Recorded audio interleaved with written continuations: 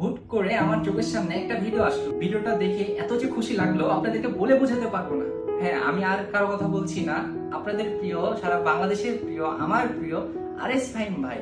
তাকে চিনে না বাংলাদেশে এমন খুব কম মানুষ আছেন। কি কারণে এই কথাগুলো বলছি একটু পর জানতে পারবেন। সালটা ছিল 2018, যখন আমি বাইসাইকেল স্টান্ট শুরু করি। আর আমি কাকে দেখে ইন্সপায়ার হয়েছি জানেন? সে আর কেউ না, আমাদের আরএস ফাহিম ভাই। এখন আপনারা ভাবছেন এগুলো কথা আমি কেন বলছি। ফাহিম ভাইকে রিসেন্টলি একটা সাইকেল গিফট করেছে, আর আমি জানি এই সাইকেলটাকে অনেকেই নরমাল ভাবে নেবেন, কিন্তু একজন সাইকেল স্টান্ট রাইডারই বলতে পারবেন যে একটা সাইকেল তার কাছে কতটা মূল্যবান। যেমন আমি এখন ফাহিম ভাইয়ের অনুভূতি কেমন ফিল করতে পারছি, এই সাইকেলের প্রতি তার কতটা মায়া কাজ করছে। কিন্তু আমার একটা স্বপ্ন ফাহিম ভাইয়ের সামনে স্টান্ট করা। জানি না আমার এই স্বপ্নটা কখনো পূরণ হবে কিনা। আর দোয়া করি ফাহিম ভাই যেন সবসময় ভালো থাকে এন্ড আমাদের এমটিভি স্টান্ট রাইডারের পাশে থাকেন। গাইস, এই মাসেই আমার যেন 100K হয়ে যায়, তাড়াতাড়ি পেজটা ফলো করে দাও এন্ড এই ভিডিওটা শেয়ার মেরে দাও। তো সবাই ভালো থাকো, আল্লাহ হাফেজ।